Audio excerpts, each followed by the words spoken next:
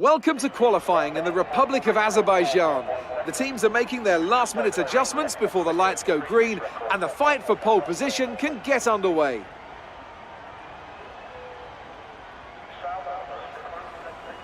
So then, Ant, it's another Grand Prix weekend, another exciting qualifying session ahead of us. What are you going to be looking out for over the next few minutes? The first question is going to be who can avoid making mistakes. There isn't much margin for error in qualifying, and you have to bear in mind that the track conditions may have changed since practice, particularly as we've had a few support races in the meantime. If the brake bias settings, for example, don't take this into account, it's extremely easy to lock up a front wheel and cause a flat spot. Just like that, your lap's ruined, and you've wasted a set of tyres to boot. Hello everyone, and welcome back to another episode of my F1 2018 career mode. We're here for round 4, the Azerbaijan Grand Prix. I have got a slightly sore throat, just to put that out there, so this voiceover might be a bit on the mediocre side. However, my voiceovers aren't particularly great, not the best at speaking into a microphone for a long period of time. But anyway, yes, here we are in Baku.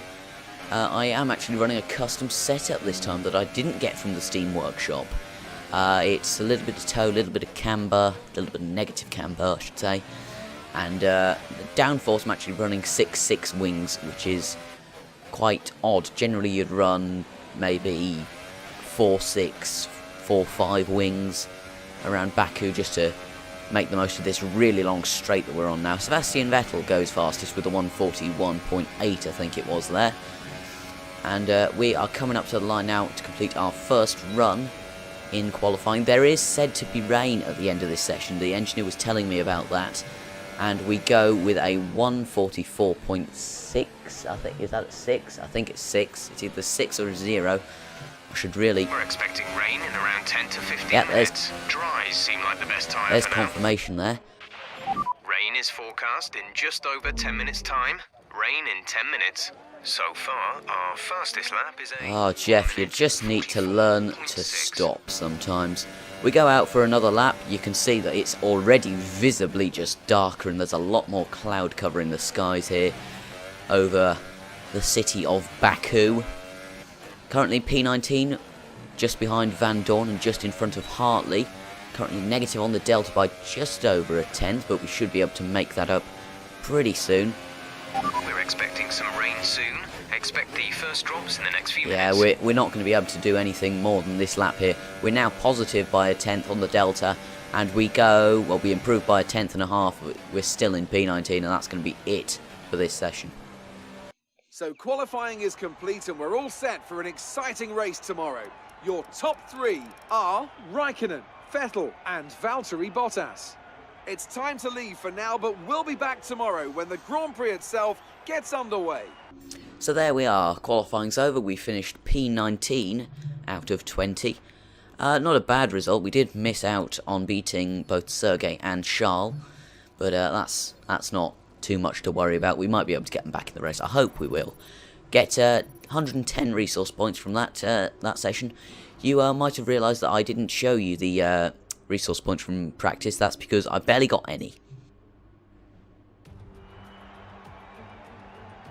Good afternoon and welcome to Baku. This was the arena, if you think back to 2017, of one of the most eventful races of modern history, with controversy behind the safety car, last-second overtakes, and a historic podium for Williams and for Lance Stroll. So let's find out what lies in store for us this year. It's time for the Azerbaijan Grand Prix. With 20 turns and a length of 3.7 miles, Baku City Circuit in the heart of the Azerbaijan capital is a real test of a driver's endurance, patience and precision. 90-degree corners through Sector 1 lead into a tightening uphill sprint as we start to circle around the old city. Then a 1.4-mile chase flat out through Sector 3 towards the finish line. Anthony Davidson joins me today as we look ahead to something just a little bit different. It's quite high speed for a street circuit here, isn't it? Do you think that's going to throw up any unexpected situations? Well, as long as the teams can keep everything cool, I don't foresee any particular big issues from a technical side of things. I do expect the track to be quite slippery though. We've not exactly had much chance to rubber in the surface. Any street circuit also comes with its own challenges, so I think we'll be seeing a few mistakes here and there. The smart strategy would be to expect a safety car, I think, especially early on when the pack is bunched up. With that then, let's run through the grid order. Kimi Raikkonen's perfect lap yesterday sees him start from pole position, with Sebastian Vettel starting alongside. Looking down the rest of the grid, we have Bottas, Hamilton, Daniel Ricciardo and Verstappen, Hülkenberg, Perez, Grosjean and Esteban Ocon, Sainz, Leclerc, Kevin Magnussen and Ericsson, Alonso, Gasly, Sergei Sirotkin and Stoffel van Dorn, the scientist, and Brendan Hartley rounds off the grid. And with preparations almost complete, let's head down to the track. Okay, be wary of the cars ahead braking suddenly into one. We could ruin our race if we hit them. Good luck.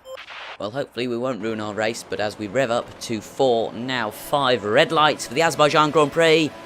Lights out and we are racing in Baku. And it looks to be a pretty good start off the line. Going to be chasing down Stoffel van Dorn in turn 1. We go to the inside, overtake a massive amount of cars. Hartley up the inside there. We make contact with Ericsson there. Hartley, absolute madman. Went up the inside of, well, even me. That's pretty abnormal. We hit Leclerc. We get a bit of front wing damage. Shouldn't be too much to worry about. Mind that front wing. Yeah, there's Jeff telling us that we've just absolutely bottled it on the second corner of the first lap. But now we're going to be chasing down Roman Grosjean. Ironically, this time we are the one who hit Ericsson.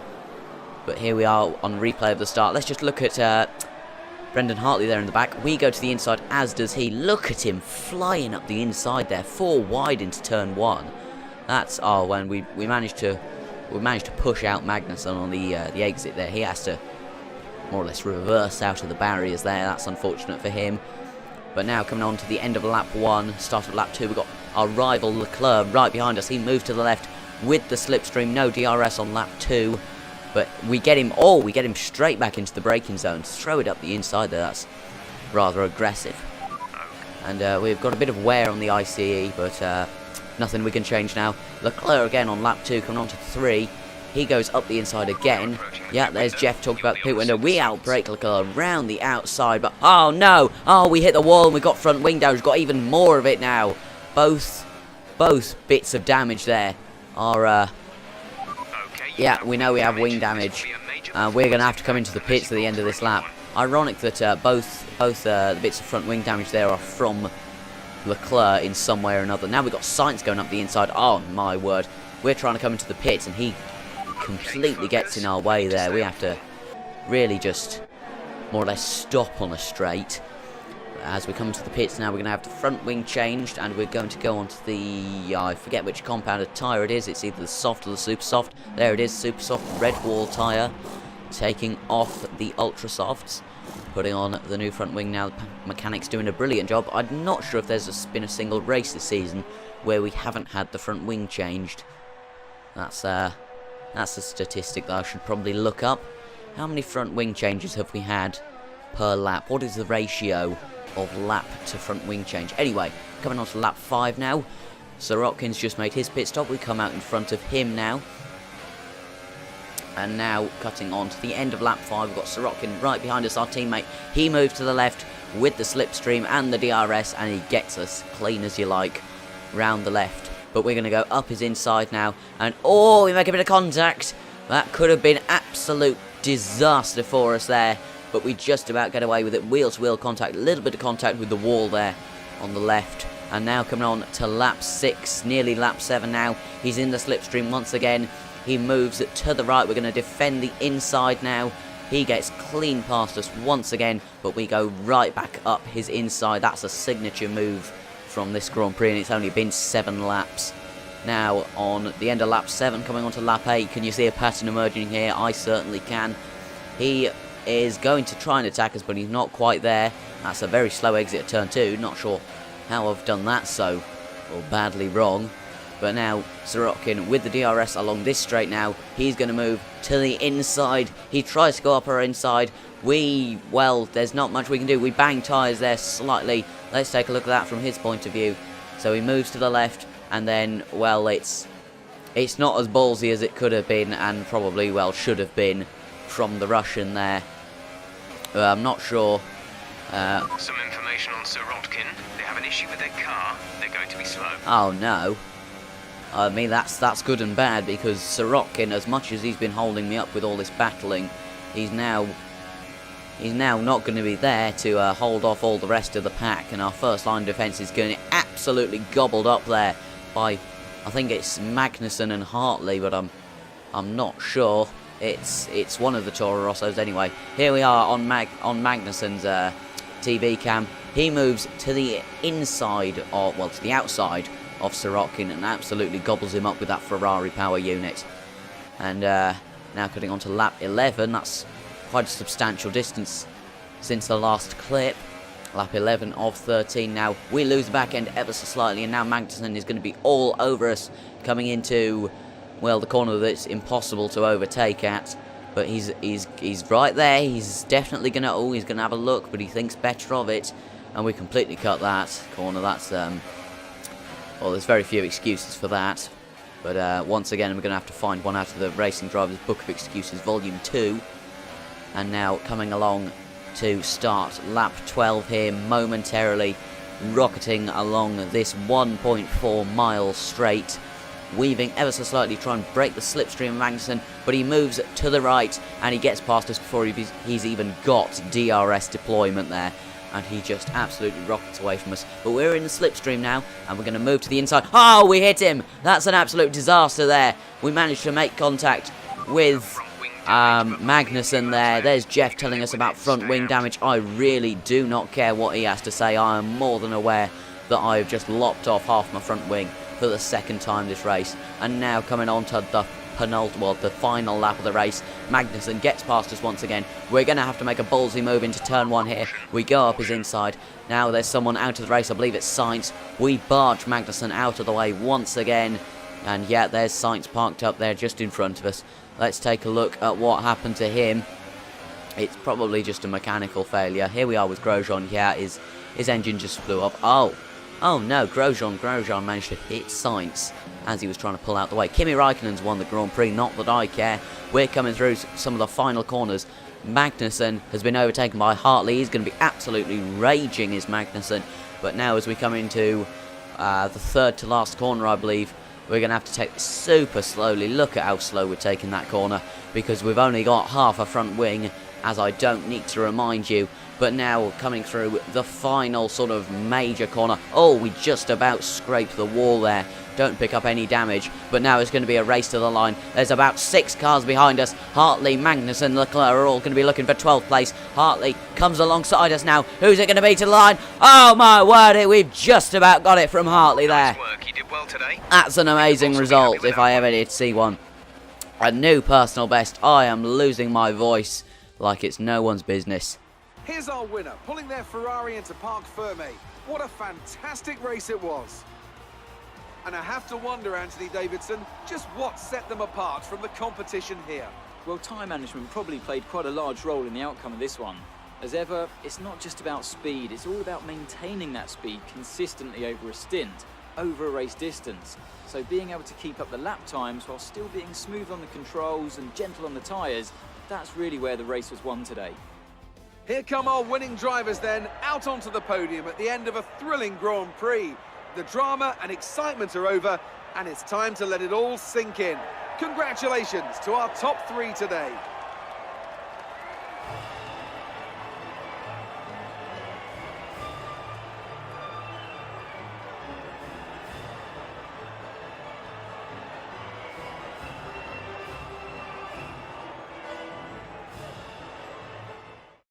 So then, it's time to see how this result affects the Drivers' Championship. It wasn't the best weekend for our championship leader, and their advantage at the top has been reduced. Moving on to the driver of the day then. Anthony Davidson, who would you go for? I'm going to say Brendan Hartley.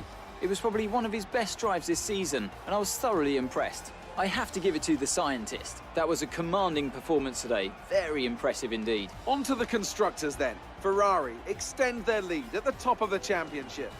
After all that excitement, it's time for a lie down, I think. Thanks for joining us, and goodbye until the next race. Great work out there today. How do you think it went? Absolutely brilliantly. You were cutting your way through the field during the race. I was, definitely, and I was cutting front wings off as well by the looks of things. You're breaking all expectations. What's your secret? Drive fast, kill everyone, basically. Particularly Kevin Magnussen. He's going to probably want to punch me. There was some contact between you two. What happened out there? Quite a lot. I outbrake myself again. Shock. Do you think you were lucky not to end your race with that crash? Oh, it's more lucky than winning the lottery, to be honest. Multiple occasions where I could have DNF'd. Great. Well, that's everything. Thank you. And now on to the rivalry results. We are still leading both of the rivalries. We win each of them in this round of the championship. For resource points, we pick up a good few here.